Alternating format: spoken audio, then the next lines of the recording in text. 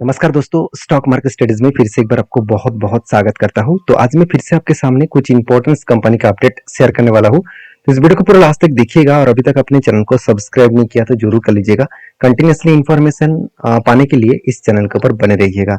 तो चलो देख लेते हैं कौन सा कंपनी है इस वीडियो के अंदर। फर्स्ट जो कंपनी है जिसके बारे में चर्चा करूँ उसका नाम है इंडिगो पेंट। देखिए इंडिगो पेंट्स आप सभी जानते हैं एक छोटा सा कंपनी है।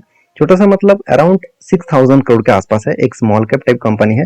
तो हमेशा इस तरीके से कंपनी के ऊपर काम करने से पहले एक चीज को ध्यान रखना होगा कि उस सेक्टर में कितना ग्रोथ है और उस कंपनी में कितना पोटेंशियल है। अगर सेक्टर में ग्रोथ है और कंपनी में पोटेंशियल नहीं है तो मतलब उस कंपनी आज नहीं तो कल आपको मतलब बहुत बुरी तरीके से पिटाई कर देंगे। तो इंडिगो जब से स्टार्टिंग हुआ, जब से लिस्टिंग हुआ, तब से लेकर बिग फॉल देखने को मिला। तो बहुत सारे लोगों का डाउट्स है कि कंपनी बेकार है। मैं आपको बता दूं कंपनी बेकार नहीं है, कंपनी का परफॉर्मेंस अच्छा है। कभी कभी कंपनी कुछ अच्छा परफॉर्मेंस करने के बाद भी उस सेक्टर में उस कंपनी का ग्रोथ नहीं देखने को मिलता। जैसे आप अगर एचडीएफसी बैंक को अभी जाकर देखेंगे तो आप एचडीएफसी बैंक में कुछ बुराई नहीं है, कंटिन्यूसली कंपनी का सब कुछ डेटा ठीक है। हाँ, अंदर में कुछ एक दो पॉइंट्स तो बुराई होगे, ऐसे नहीं कि पूरा का पूरा दूध में धुला हुआ है, ऐसे बिल्कुल नहीं। एक दो पॉइंट्स वीकनेस होगा, फिर भी इंडिया के सबसे बड़े बैंक्स होने के नाते भी आज लगातार गिरते जा रहे हैं। अभी देखिए मार्केट लाइफ टाइम हाई को ब्रेक कर रहा था तब भी एचडीएफसी बैंक में कुछ खास ग्रोथ नहीं है। तो कहने का मतलब है कि सेक्टर में हर बैंक ग्रोथ करने के बाद भी एचडीएफसी बैंक के ऊपर ग्रोथ नहीं हुआ। उसी तरीके से पेंट सेक्टर में हर पेंट्स कंपनी के ऊपर ग्रोथ होने के बाद भी इंडिगो पेंट्स में उतना ज्यादा ग्रोथ नहीं होगा। तो क्या इंडिगो पेंट्स बेकार कंपनी है? बिल्कुल नहीं। इंडिगो पेंट्स जो काम करते हैं वो मैं आपको सबसे पहले दिखा दूं। आप देख सकते हैं कंपनी स्टार्टिंग हुआ था 2000 सालों में और कंपनी जो पेंट्स यूज मतलब मैन्युफैक्चरिंग करते हैं उसके साथ सेल्स और डेकोरेटिव पेंट्स को सेल्स करते हैं।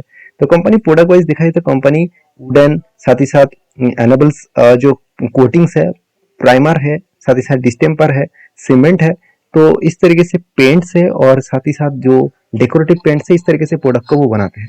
तो कंपनी में सब कुछ आपको ठीक लगेगा। जैसे कंपनी के वैल्यूएशन वो भी देखेंगे तो वैल्यूएशन वाइज में बात करूं, कंपनी के अगर पी रेशियो के बारे में बात करूं तो एक टाइम पी रेशियो चला गया था कितना, करीबन करीबन 160, और आज पी रेशियो कहाँ पे है, 40 के आसपास है।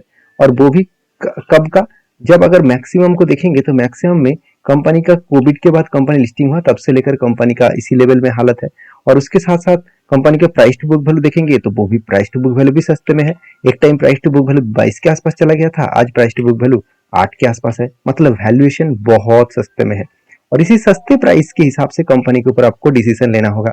जैसे देखिए कंपनी इतनी शानदार परफॉर्मेंस कर रहा है, आप खुद ही देखिए सेल्स में कभी भी कमी आपको देखने को नहीं मिलेगा। एक भी क्वार्टर में आपको ऐसे नहीं दिखेगा कि कंपनी पिछले सालों को बीट नहीं कर पाया। लगातार देखिए कंपनी का सेल्स बढ़ते चले जा रहे हैं और एक्सपेंस को भी कंपनी कंट्रोल करने के बाद कंपनी का नेट प्रॉफिट भी देखिए लगातार बढ़ते चले गए। 19 करोड़ से मतलब 25 करोड़ हुआ, 26 करोड़ हुआ, अभी 38 करोड़ तक आसपास देखने को मिला। मतलब नेट प्रॉफिट लगातार बढ़ते चले गए। बेस्ट तरीके से नेट प्रॉफिट अभी देखने को मिला। उसी तरीके से कंपनी के ऊपर जो बैलेंस शीट है उसको भी देखेंगे तो कंपनी का कर्जा एकदम जीरो है, रिजर्व हर साल बढ़ते चले जा रहे हैं। कंपनी के जो बोरिंग्स है वो भी कम होता देखने को मिले। तो सब कुछ अच्छा खासा परफॉर्मेंस होने के कारण कंपनी के ऊपर तो एक भरोसा बनता है। तो जिसके चलते मैं इस कंपनी के ऊपर पॉजिटिव हूँ। और इस कंपनी के ऊपर अभी करेक्शन होने के पीछे कुछ दिनों से लगातार एक प्रेशराइज बनता हुआ देखने को मिला है। इसके पीछे एक रीजन भी है, वो रीजन मैं आपको समझाऊं कि जो पेंट इंडस्ट्रीज में है और एक बड़े प्लेयर एंटर हो चुके हैं। पेंट इंडस्ट्रीज में पहले तो बहुत सारे कंपनीज थे, आज और एक प्लेयर मार्केट में एंटर हो चुके हैं। उसका नाम क्या है? उसका नाम है इंडिगो, सॉरी उसका नाम है ग्रासिम। तो ग्रासिम इस पेन इंडस्ट्रीज के ऊपर एंटर हो चुके हैं। साथ ही साथ आदित्य बिरला ग्रुप भी इस पेन इंडस्ट्रीज के ऊपर देखा जाए तो एंटी करने वाला है। तो बेसिकली देखा जाए तो पेन इंडस्ट्रीज में एक प्रेशराइज और भी बनता हुआ देखने को मिलेगा। जितने सारे पेंट्स कंपनी है, चाहे वो एशियन पेंट हो चाहे वो बर्जर हो, आप खुद ही देख सकते हैं यहाँ पे क्या बताया जा रहा है कि एशियन पेंट से लेकर बाकी जो कंपनी है उसके ऊपर प्रेशराइज बनता हुआ देखने को मिला। क्यों? क्योंकि ग्रासिम जो है, ग्रासिम इंडस्ट्रीज पेंट इंडस्ट्रीज में घुसने के बाद ही मार्केट में एक और भी कंपटीटर बढ़ गया, तो जिसके चलते एक प्रेशर तो बनेगा। तो पहली तो एशियन पेंट जैसे इतने बड़े companies, obviously Grasim Aditya Birla company group के कंपनी है। तो आदित्य बिरला आप सभी जानते हैं कितने बड़े ग्रुप है, तो उसके कंपनी है, मतलब बाकी कंपनीज को तो थोड़ा सा प्रेशर आएगा। तो जब एशियन पेंट और कंसाई नेरोलैक साथ ही साथ बर्जर पेंट की इतने बड़ा फॉल देखने को मिला तो इंडियन जो इंडिगो पेंट है इसके ऊपर तो प्रेशर बनेगा ही बनेगा। तो तो बाकी इस कंपनी के ऊपर मैं एक पैटर्न्स बना के रखा हूँ, जिस पैटर्न्स को ब्रेक करे तो मैं एंट्री लूंगा। यहाँ पे शोल्डर कम हेड कम शोल्डर बना है, तो शोल्डर अभी तक कंप्लीट नहीं हुआ। तो मुझे लग रहा है कि जिस तरीके से करेक्शन हो रहा है, जिस तरीके से यहाँ पे गिरावट का माहौल देखने को मिला है, वो स्ट्रांगली इस ये जो लेवल है, ये लेवल एक स्ट्रांगली इसका सपोर्ट था, इसी लेवल को ब्रेक डाउन करने का कोशिश कर रहा है। अगर यहाँ से गिरावट हुआ तो एक बड़ा सा फॉल दिखेगा और इसका जो लाइफ टाइम लो है उस लो तक जाने का कोशिश करेंगे। वो लो है 989 तक, इस लेवल तक जाने का वो कोशिश करेंगे। बाकी आपकी क्या राय है जरूर मुझे कमेंट्स करके बताना। नेक्स्ट कंपनी उसका नाम है मारुति सुजुकी लिमिटेड। तो मारुति सुजुकी इंडिया के सबसे बड़े पैसेंजर व्हीकल कंपनी है और सबसे बड़ी एक कंपनी है, और मुझे इस कंपनी में हमेशा पॉजिटिविटी इसीलिए देखने को मिलता है क्योंकि इतने बड़े कंपनी होने के नाते भी इस कंपनी आज तक 1 रुपया भी कर्जा नहीं लिया। बाकी सारे कंपनीज को देखेंगे सेक्टर वाइज, तो सेक्टर वाइज बाकी कंपनीज को देखेंगे। चलो एक बार मैं आपको दिखा भी देता हूँ। अगर इसका पेयर कंपनी के बारे में चर्चा करूँ तो आप देखेंगे तो मारुति सुजुकी है, महिंद्रा महिंद्रा है, हिंदुस्तान मोटर्स है। तो सारे कंपनीज को देखेंगे तो आप देख सकते हैं बाकी कंपनीज का जो कर्जा है, जैसे महिंद्रा महिंद्रा का कर्जा कितना है 1.65% के आसपास, मतलब डेप्थ ऑफ इक्विटी बहुत ज्यादा है। और रिटर्न ऑफ कैपिटल एम्प्लॉयड भी उतना खास नहीं है मारुति से। तो मारुति हर जगह पे पॉजिटिव है, जैसे सेल्स का ग्रोथ, प्रॉफिट का ग्रोथ, हर जगह पे आपको पॉजिटिव देखने को मिलेगा। तो बेस्ट तरीके से सिचुएशन बनता हुआ देखने को मिले है, और इसी सिचुएशन के बेसिस में बात करूँ तो कंपनी में अब जर्नी होने का चांसेस है और एक अच्छा खासा ग्रोथ होने का चांसेस देखने को मिलेगा। बाकी आप जरूर, मैं कहूंगा इस कंपनी के ऊपर आपके क्या विजन है जरूर कमेंट्स करना, क्योंकि मारुति के ऊपर मैं बहुत बुलिश हूँ क्योंकि कंपनी का अपकमिंग जो क्वार्टर रिजल्ट है वो भी अच्छा खासा आने का चांसेस है, क्योंकि 1,35,000 करोड़ के आसपास कंपनी का टोटल सेल्स देखने को मिले और एक्सपेंस भी कंपनी कंट्रोल में रखा, जिस बेसिस में कंपनी इस बार हाईएस्ट प्रॉफिट जनरेट करने वाले। आज तक की कंपनी मतलब 10,000 क्रॉस ओवर नहीं किए थे, फाइनली इस बार कंपनी 12,000 क्रॉस ओवर किए, मतलब 10,000 को भी क्रॉस ओवर किया है कंपनी का नेट प्रॉफिट में। मतलब बेस्ट तरीके से यहाँ पे रिजल्ट देखने को मिलेगा। उसी का नजरिया कुछ दिनों से कंपनी के चार्ट पैटर्न के ऊपर देखने को मिला है।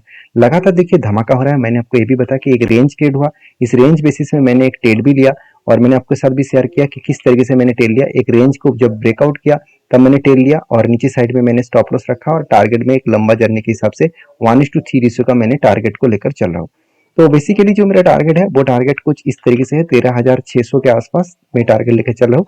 मैं टारगेट इसीलिए लेकर चल रहा हूँ क्योंकि कंपनी बहुत दिनों तक एक रेंज क्रिएट करने के बाद, यहाँ पे पैटर्न करने के बाद कंपनी टारगेट अचीव किया।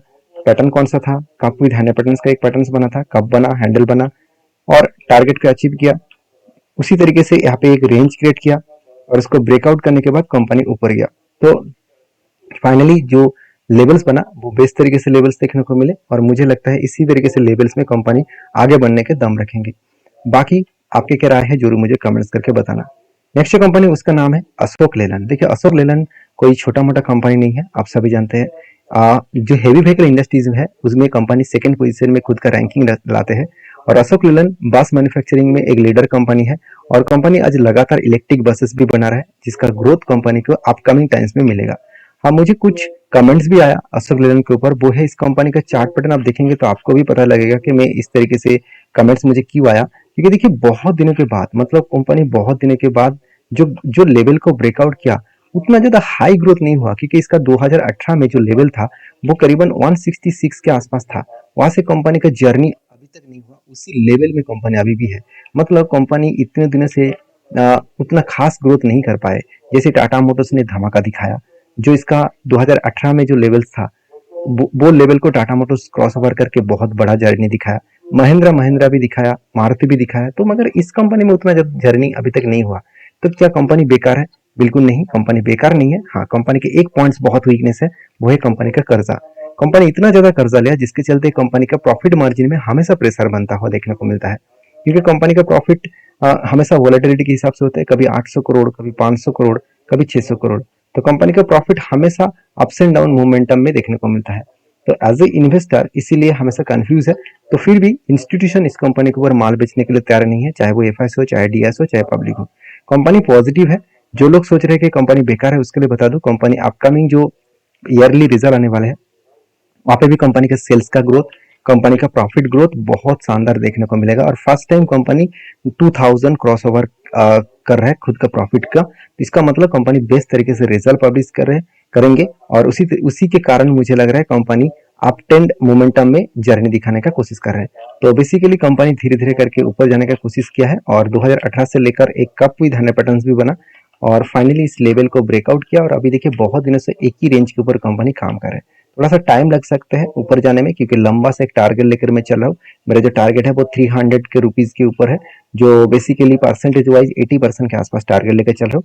बाकी टारगेट कम मिलेगा वो तो बाद में देखने को मिलेगा। फिलहाल के लिए इस अशोक लेलैंड के ऊपर मैं पॉजिटिव हूँ और फिलहाल के लिए मुझे लग रहा है थोड़ा सा प्रेशराइज बनता हुआ देखने को मिलेगा क्योंकि कुछ अपडेट्स भी है जैसे अशोक लेलैंड आप देख सकते हैं ties up with the south Indian bank for the dealer finance, मतलब डीलर फाइनेंस के लिए कंपनी साउथ इंडियन बैंक के साथ डील कर रहा है। तो ऑब्वियसली जितने सारे बैंक के साथ डील होगा फाइनेंस भी उतना ज्यादा होगा क्योंकि देखिए बैंक्स का देखिए किसी कंपनी अगर काम करना चाहेंगे तो उसके जो जिस बैंक के साथ डील होगा वो बैंक भी कोशिश करेंगे तो कंपनी का प्रोडक्ट बेचने के लिए और फाइनेंस भी अच्छा देने के लिए, जहाँ पे एक अच्छा फाइनेंस मिले तो लोग गाड़ी खरीदारी भी अच्छा खासा करते हैं। तो उसके साथ साथ और एक अपडेट है जो अपडेट मैं आपको जरूर शेयर करूंगा। Ashok Leyland post 4% decline in March में कंपनी का सेल्फ 4% डिक्लाइन हुआ है जो मैं पहले भी डिस्कशन कर चुका हूँ। इसमें इसमें डरने वाला कोई बात नहीं है, इस तरीके से तो होता रहता है, चलते रहते हैं, तो आपको टेंशन लेने की जरूरत नहीं है। कंपनीज के ऊपर रिसर्च करिए उसके बाद काम करिए। मैं तो बुद्धिस्ट हूँ, आपके क्या राय है जरूर कमेंट्स करना। नेक्स्ट जो कंपनी उसका नाम है जेएम जो वॉरियर्स है, वो एक छोटा सा कंपनी है करीबन 1300 करोड़ के आसपास। कंपनी 1:4 रेशियो का यहाँ पे बोनस देने वाला है।